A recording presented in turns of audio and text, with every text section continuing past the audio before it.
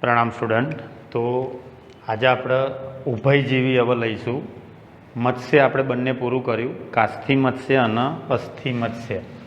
ઉભયજીવી બંને નિવાસસ્થાનોમાં વસતા હોય એ પ્રાણીઓને ઉભયજીવી તરીકે ઓળખવામાં આવે. ડેડકો છે, સાલામાન્ડર છે, એકથિઓફિસ. તો ઉભયજીવી વર્ગનો સમુદાય છે. દાખલા તરીકે આ ફ્રોગ છે એમ ટૂંકમાં. હવે એ ફ્રોગની અંદર અગ્ર ઉપાંગ અને પશ્વ ઉપાંગ એમ.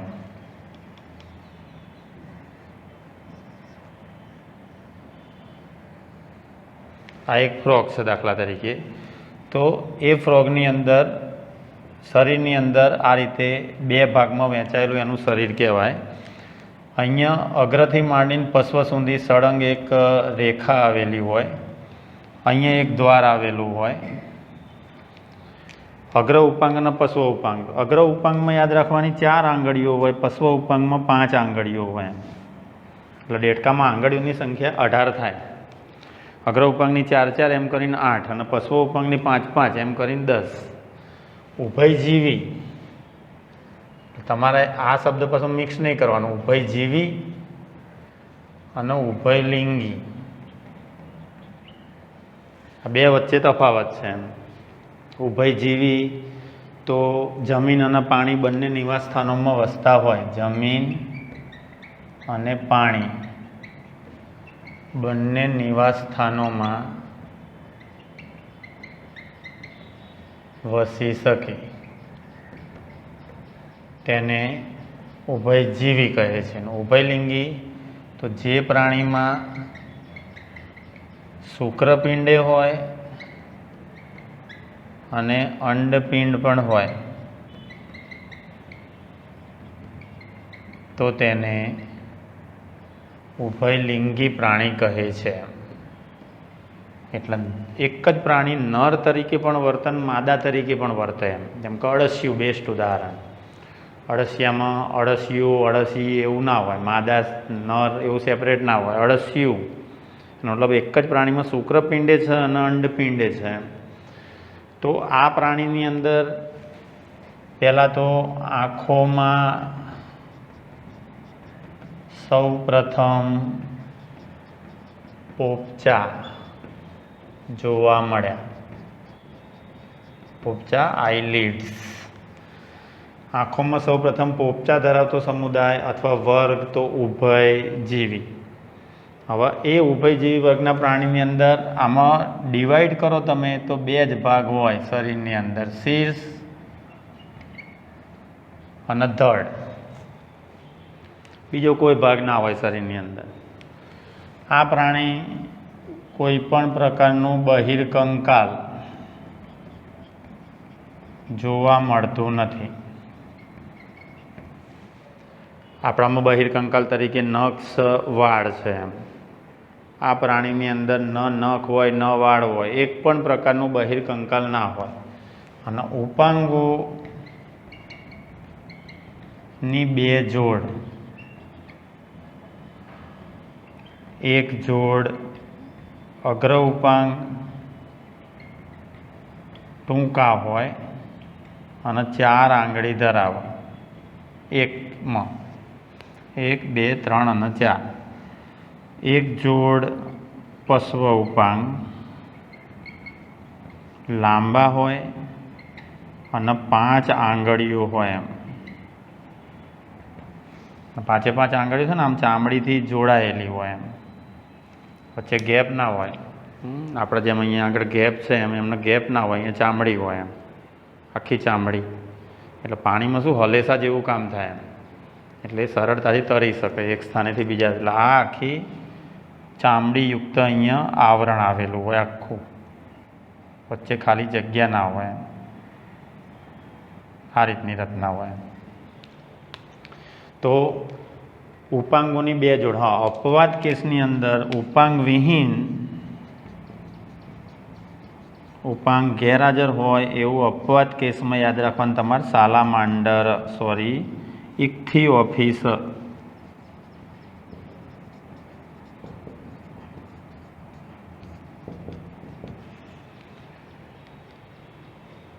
દેસાઈ યાદ રાખવાનું. આમાં દેસાઈ ઉદાહરણ આપો એમ તો 3 દેસાઈ, ડેટકો, સાલા માંડર અને ઇખ્થિઓફિસ 3 ઉદાહરણ આવો ખાસ કરીને ઉભયજીવીની અંદર.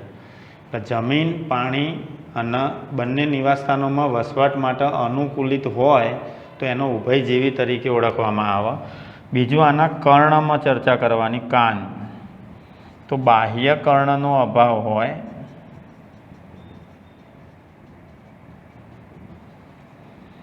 માત્ર અંતઃકર્ણ અને મધ્યકર્ણ જોવા મળે છે. આ એક આઈએમપી પોઈન્ટ. કાનમાં આમ 3 પ્રકાર પડે, બાહ્યકર્ણ, મધ્યકર્ણ અને અંતઃકર્ણ. સૌથી અંદર અંતઃકર્ણ. મધ્યકર્ણમાં ખબર હોય તો 3 હાડકાં હોય, હથોડી, એરંડ અને પેંગડું. માનવ શરીરનું નાનામાં નાનું હાડકું પેંગડું. તો બાહ્યકર્ણનો સદંતર અભાવ, કર્ણપટલ જોવા મળે છે.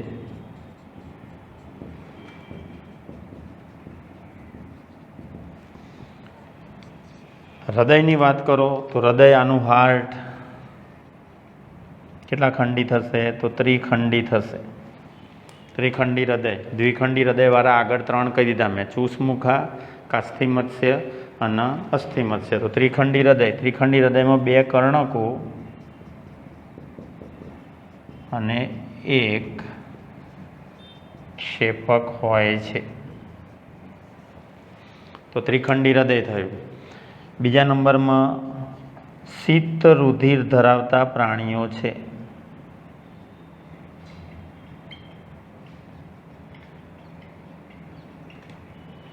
શીત રુધિર એટલે કોલ્ડ બ્લડેડ એનિમલ.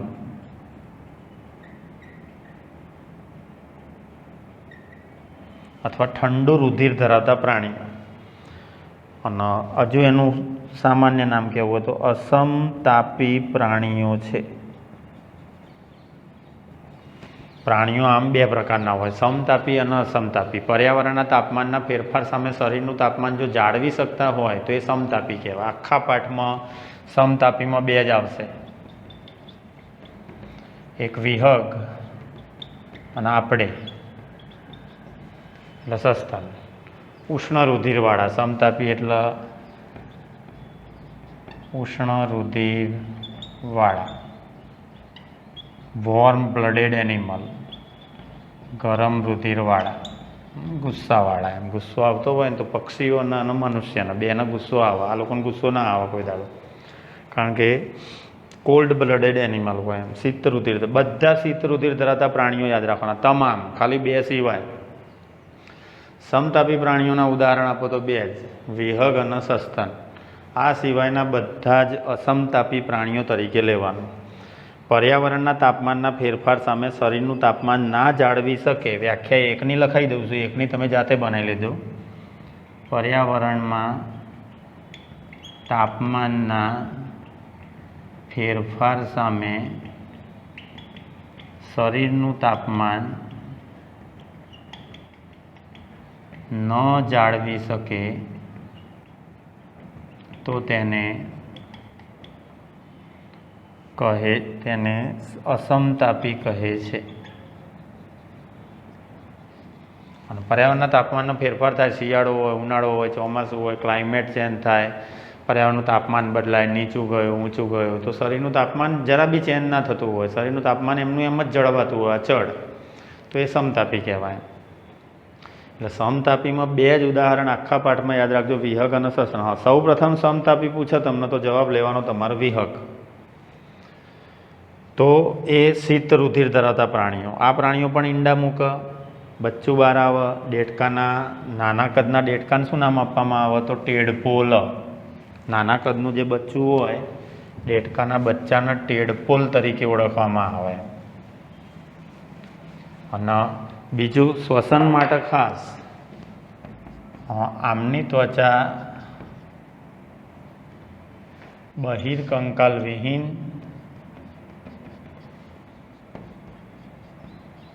ભીની, ચીકણી હોય છે અને શ્વસન અંગ તરીકે વર્તે છે. એટલે શ્વસન કરે એમ, શ્વસન. નોંધ કરીને હું લખી નાખું છું. ચામડી દ્વારા શ્વસન કરતા હોય ને એવા બે પ્રાણીઓ યાદ રાખવાના, એક અળસિયું અને દેડકો. ત્વચા દ્વારા શ્વસન કરતા પ્રાણીઓ,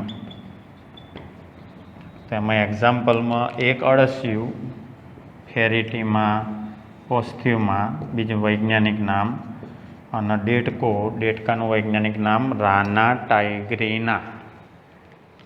ફેરિટીમા પોસ્થ્યુમા અને રાના ટાઇગ્રીના બંનેના વૈજ્ઞાનિક નામો યાદ રાખવાના. રાના લખેલું આવે એટલે ભાઈ ખબર પડવું જોઈએ દેડકો લખેલું છે એમ. ફેરિટીમા પોસ્થ્યુમા અળસિયાનું વૈજ્ઞાનિક નામ. દેડકોના લખેલું હોય રાના ટાઇગ્રીના, આ દેડકાનું વૈજ્ઞાનિક નામ. તો બંનેના વૈજ્ઞાનિક નામ. બંને ચામડી દ્વારા શ્વસન કરે. શરીર બે જ ભાગમાં કીધું મેં, એક શીર્ષ ભાગ અને બીજો ધડ ભાગ. પણ શરીરની પશ્વ બાજુએ એક મોટો દ્વાર લઈ લેવાનો. આ જે છિદ્ર છે એ છિદ્રને કહેવાય અવસારણી દ્વાર. તો શરીરમાં પશ્વ બાજુએ મળદ્વારની જગ્યાએ અવસારણી દ્વાર આવેલું હોય, અને આ અવસારણી દ્વાર કોમન દ્વાર કહેવાય. એની અંદર પાચન માર્ગ, મૂત્ર માર્ગ અને પ્રજનન માર્ગ ખુલે છે. તો આ આઈએમપીમાં મૂકજો. દેડકાની અવસારણી દ્વારમાં કયા કયા માર્ગ ખુલે છે? તો 3 માર્ગ અવસારણીમાં ખુલે. એક તો એનો અન્ન માર્ગ એટલે પાચન માર્ગ, ઉત્સર્ગ દ્રવ્યનો નિકાલ થાય તો મૂત્ર માર્ગ, અને પ્રજનન માર્ગ. પ્રજનન માર્ગ મારફતે પ્રજનન કોષોનો નિકાલ થાય, મૂત્ર માર્ગ મારફતે ઉત્સર્ગ દ્રવ્યોનો નિકાલ થાય, પાચન માર્ગ મારફતે અપાચિત ઘટકોનો નિકાલ થાય. તો દેડકાના શરીરમાં મોટામાં મોટો દ્વાર યાદ રાખવાનો અવસારણી દ્વાર, જે શરીરની પશ્વ બાજુએ આવેલું હોય. અને એ અવસારણી દ્વારમાં ખુલતી રચનાઓના નામ આપો. તો પાચન માર્ગ, મૂત્ર માર્ગ અને પ્રજનન માર્ગ. હવે દેડકાની અંદર પરોક્ષ વિકાસ જોવા મળે એમ. પરોક્ષ વિકાસ એટલે આપણે વિકાસ બે કીધા હતા એમ, સીધો વિકાસ અને પરોક્ષ વિકાસ. સીધો વિકાસ એટલે જન્મ લેનાર બચ્ચું, જન્મ લેનાર સંતતિ શરૂઆતથી મુખ્ય પ્રાણી જેવી દેખાતી હોય તો એ સીધો વિકાસ કહેવાય. યાદ કરો, સૌપ્રથમ સીધો વિકાસ સૂત્રકૃમિ સમુદાયના પ્રાણીઓમાં કીધો મેં. ચાલો, જન્મ લેનાર બાળ સ્વરૂપ પહેલાંથી પુખ્ત પ્રાણી જેવું દેખાતું હોય તો સીધો વિકાસ કહેવાય. દેડકામાં ખાસ ખાસિયત શું યાદ રાખવાની તમારા? તો પુખ્ત દેડકો અને બાલ્યાવસ્થાનો દેડકો. બાલ્યાવસ્થાના દેડકાને ટેડપોલ કહેવાય. પુખ્ત દેડકો હોય ને એમાં યાદ રાખવાનું ઉત્સર્ગ પદાર્થ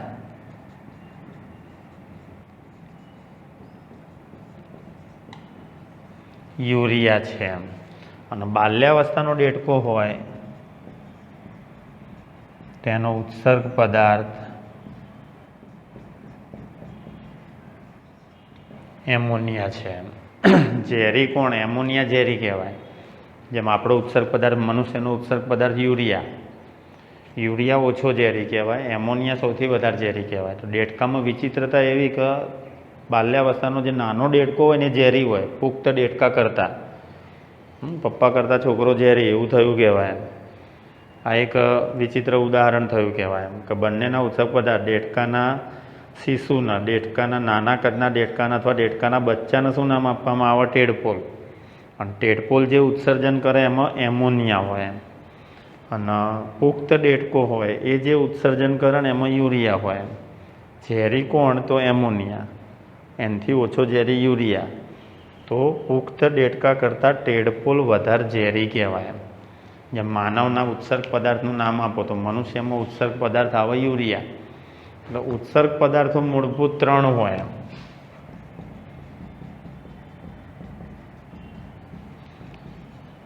ઉત્સર્ગ પદાર્થો મૂળભૂત રીતે 3 હોય. અમુક પ્રાણીઓ એમોનિયાનો ત્યાગ કરે, અમુક પ્રાણીઓ યુરિયાનો ત્યાગ કરે. અમુક પ્રાણીઓ યુરિક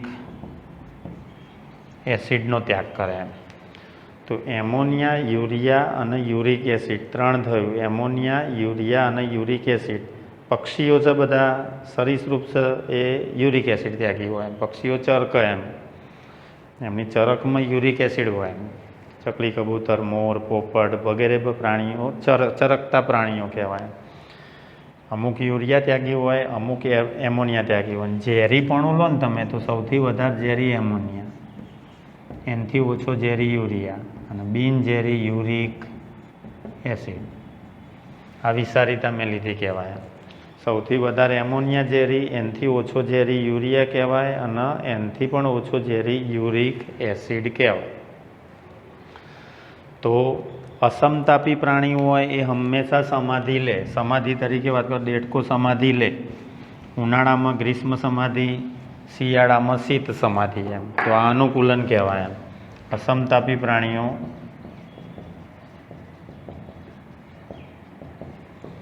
સુષુપ્તાવસ્થા ગાળે છે. સુષુપ્ત અવસ્થા એટલે નિષ્ક્રિય અવસ્થા. સમાધિ લેતા પ્રાણીઓ એમ કે ઉનાળામાં અને શિયાળામાં, કે શિયાળામાં શીત સમાધિ અને ઉનાળામાં ગ્રીષ્મ સમાધિ. તો 2 પ્રકારની સમાધિ લેતા હોય. શિયાળામાં 4 મહિના આરામ કરો, ઉનાળામાં 4 મહિના, 8 મહિના આરામ કરતું પ્રાણી કહેવાય. એમ એ દરમિયાન કોઈ પણ ચયાપચયિક પ્રક્રિયાઓ શરીરમાં ના થાય. કારણ કહી દીધું મેં, અસમતાપી છે. ઉનાળામાં એ જમીન ઉપર ઓછા ભાગ્યે જ જોવા મળતા હોય. કારણ કે ઉનાળામાં પર્યાવરણનું તાપમાન અપ થઈ જાય તો એમના શરીરનું તાપમાન બી અપ થઈ જાય તો જીવી ના શકે. શિયાળામાં પણ ઓછા જોવા મળતા હોય કારણ કે શિયાળામાં ક્લાઇમેટનું તાપમાન ડાઉન થાય તેમના શરીરનું તાપમાન પણ ડાઉન થઈ જાય. પર્યાવરણમાં તાપમાનનો ફેરફાર થયો, શરીરનું તાપમાન પણ ફેરફાર પામી જાય તો જ એને કહેવાય અસમતાપી. અને અસમતાપી પ્રાણીઓ હંમેશા સુષુપ્ત અવસ્થા ગાળતા હોય, નિષ્ક્રિય અવસ્થા ગાળતા હોય. એમ સમતાપી પ્રાણીઓ હોય એવા 2 જ મેં કીધા મેં તમને, એક વિહગ અને એક સસ્તન. એમાં આપણે આવીએ અને આમાં બધા પક્ષીઓ આવે. એ કોઈ દિવસ સુષુપ્તાવસ્થા ના ગાળે. એમ એટલે એમાં સમાધિ ના આવે, જીવનમાં નિષ્ક્રિય અવસ્થા ના આવે. વોર્મ બ્લડેડ એનિમલ, ઉષ્ણ રુધિરવાળા અથવા તો સમતાપી તરીકે. એટલે આખા પાઠમાં સમતાપીમાં 2 જ યાદ રાખવાના, વિહગ અને સસ્તન. પણ સૌ પ્રથમ સમતાપી કે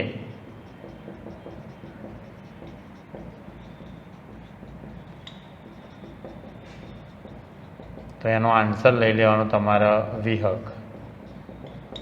વિહગમાં સૌ પ્રથમ સમતાપી અને વિહગમાં હજુ સૌ પ્રથમ ચતુષ્ખંડી હૃદય.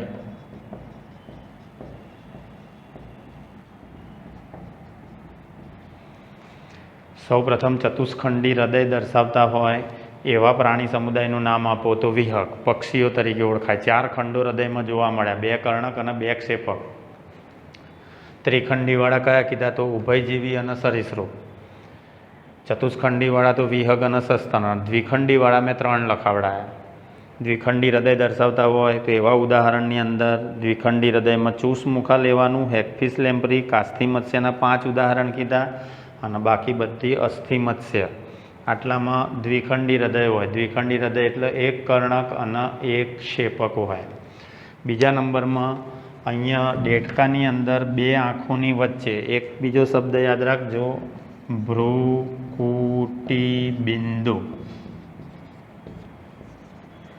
આ એક શબ્દ ચોપડીમાં નથી. એમ 2 આંખોની વચ્ચે રેખા ઉપર એક બિંદુ આવેલું હોય. આ 2 આંખોની વચ્ચે આ જે સળંગ રેખા છે જે અગ્રથી માંડીને પશ્વ સુધી લંબાયેલી હોય તો શીર્ષમાં 2 આંખોની વચ્ચે ડાઘ સ્વરૂપે રચના આવેલી હોય છે જેને ભ્રુકુટીબિંદુ કહે છે. અને આ ભ્રુકુટી બિંદુ જે છે તે મગજ અને કરોડરજ્જુનું સંગમ સ્થાન છે. તો આ એક ભ્રુકુટી બિંદુ તમારા ચોપડીમાં નથી, એ તમે ઉમેરી દેજો. ભ્રુકુટી બિંદુનું સ્થાન અને ભ્રુકુટી બિંદુ કયા બે વચ્ચેનું જોડાણ સ્થાન અથવા સંપર્ક સ્થાન કહેવાય. તો મગજ અને કરોડરજ્જુ પહેલાંના સમયમાં દેડકા ચીરતા હતા, તો ભ્રુકુટી બિંદુની અંદર સળીઓ નાખવામાં આવતો હતો, જેથી કરીને મગજ અને કરોડરજ્જુ વચ્ચેનો કોન્ટેક્ટ તૂટી જાય. તો બે આંખોની વચ્ચે આવેલું હોય એક ડાઘ સ્વરૂપે જોવા મળે, જે બ્રેન અને સ્પાઇનલ કોર્ડ એટલે કે મગજ અને કરોડરજ્જુનું સંગમ સ્થાન કહેવાય, બંનેનું જોડાણ સ્થાન કહેવાય. તો બહિર્કંકાલ વગરની ચામડી અને ચામડી મારફતે શ્વસન કરે છે. આઈએમપી વિધાન આના એટલા થયા. ઉભયજીવી વર્ડ તમારે સમજાવી દેવાનો. તો જમીન અને પાણી બંને નિવાસસ્થાનમાં વસવાટ કરો. આંખોમાં સૌપ્રથમ પોપચા ધરાવતા પ્રાણીનું નામ આપો તો પણ આ ત્રિખંડી હૃદય દર્શાવતા પ્રાણીનું સૌપ્રથમ ત્રિખંડી હૃદય.